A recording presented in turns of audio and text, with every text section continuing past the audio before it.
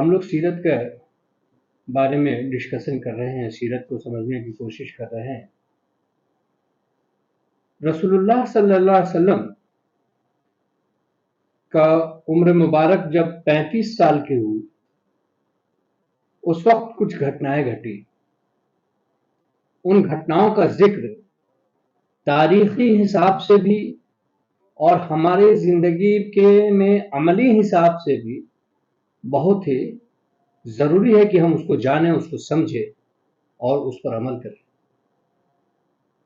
اللہ کے رسول حضرت محمد صلی اللہ علیہ وسلم کی عمر جب 40 سال کی تھی،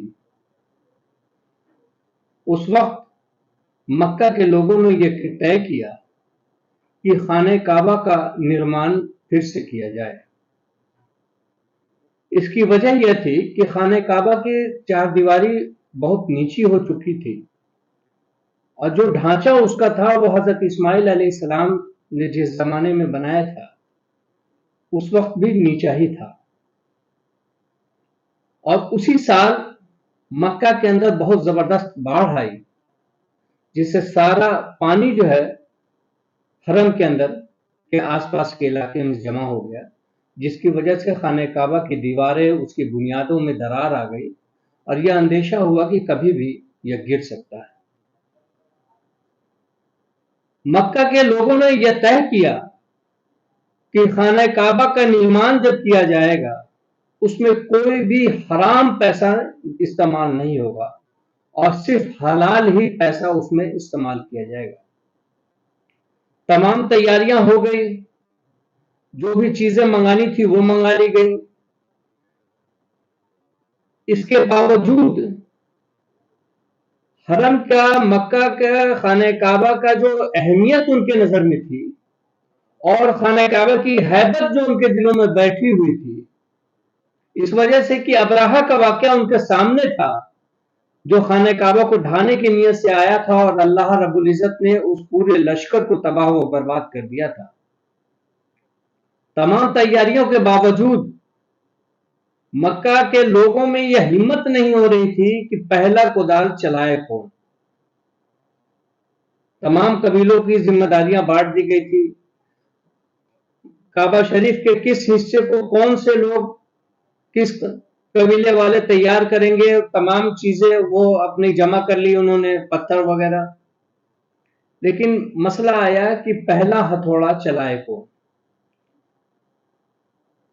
یہ ہیبت خانہ کعبہ کے ان کے دلوں میں بیٹھی ہوئی تھی۔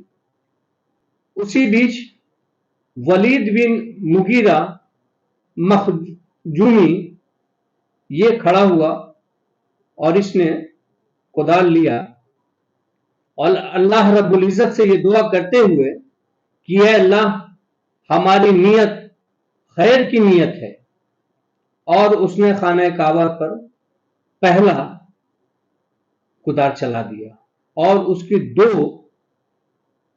حصے کو گرا دیا۔ اب تمام مکہ والے اس بات کا انتظار کرتے رہے کہ دیکھتے ہیں کہ ان کا کیا حشر ہوتا ہے، اور پوری رات اس بات کا انتظار کرتے رہے، اور دوسرے دن صبح میں جب اس کو دیکھا کہ کوئی نقصان نہیں پہنچا، تب ان لوگوں نے ہمت اور حوصلہ کیا اور اللہ سے دعا کے ساتھ خانہ کعبہ کو گرا دیا، اور وہاں تک گرایا جہاں تک حضرت ابراہیم علیہ السلام کی بنیادیں رکھی تھی۔ اس کے بعد سے خانہ کعبہ کی تعمیر شروع ہوئی اور اس کی چھتوں کو ڈالا گیا۔ پہلے چھت بھی نہیں تھی خانہ کعبہ پر، تو اس کے لکڑی کو لگا کر کے خانہ کعبہ کا چھت تعمیر کیا گیا۔ اس کے بعد اب جو مسئلہ، ایک بڑا مسئلہ اور ایک بڑا ڈسپیوٹ وہاں کریٹ ہوا، وہ یہ ہوا کہ حج اسود کو اس کے مقام پر رکھے گا کون قبیلہ۔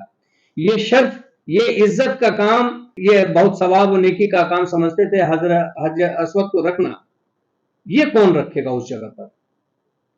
اور یہ تمام قبیلے والے یہ چاہ رہے تھے کہ یہ شرف ہمارے قبیلے کو ملے، اور یہی مسئلہ چلتا رہا، بات چیت ہوتی رہی، گرما گرمی بحث ہوتی رہی، حتیٰ کہ 5 دنوں تک جب یہ معاملات چلتے رہے اور اس کا کوئی حل نہیں نکلا، تو لوگوں نے اپنی تلواریں کھینچ لی کہ رکھے گا تو میرا ہی قبیلہ، اور تمام قبیلے ایک دوسرے کے خون کے پیاسے ہو گئے۔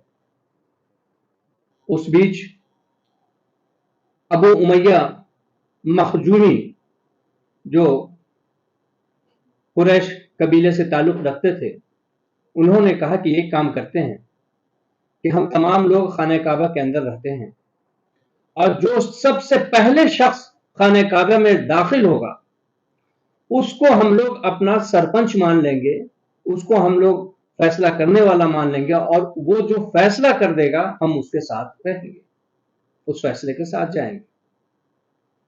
अल्लाह रब्बुल इज़्ज़त की करामात कि सबसे पहले जो शख्स दाखिल हो रहे हैं खाना काबा में वो नबी अकरम सल्लल्लाहु अलैहि वसल्लम हैं। आप दाखिल होते हैं, ये तमाम लोग चिल्ला उठते हैं कि मोहम्मद हैं, ये तो अमीन हैं, ये तो सादिक हैं। सब ने नबी अकरम सल्लल्लाहु अलैहि वसल्लम को एक आवाज में कहा कि हमने मान लिया ये अमीन है, ये मोहम्मद सल्लल्लाहु अलैहि वसल्लम है, ये जो फैसला करेंगे हम मान लेंगे। नबी अकरम सल्लल्लाहु अलैहि वसल्लम के पास ये लोग जाते हैं और कहते हैं, पूरा वाकया बताते हैं। आप सल्लल्लाहु अलैहि वसल्लम ने कहा कि आप एक चादर लाइए और उस चादर पर हज अस्वद को रख दिया और कहा कि तमाम लोग, तमाम कबीलों के सरदारान इस चादर के हर एक कपड़े के हिस्से को पकड़ लें और जहां पर हज अस्वद रखना है वहां तक ऊंचाई पर उठा दें। तमाम लोग ऐसा ही करते हैं। उसके बाद नबी अकरम सल्लल्लाहु अलैहि वसल्लम करके उस जगह पर रख देते हैं जहां पर उसे होना था। इस अक्लमंदी, इस सूझबूझ से जो बड़ी जंग होने वाली थी वो जंग नबी अकरम सल्लल्लाहु अलैहि वसल्लम ने टलवा दिया। उनकी अक्लमंदी ने, उनकी दानिशमंदी ने उस बड़े जंग और फितने को बर्पा नहीं होने दिया। ये एक पहलू था नबी अकरम सल्लल्लाहु अलैहि वसल्लम की सीरत का।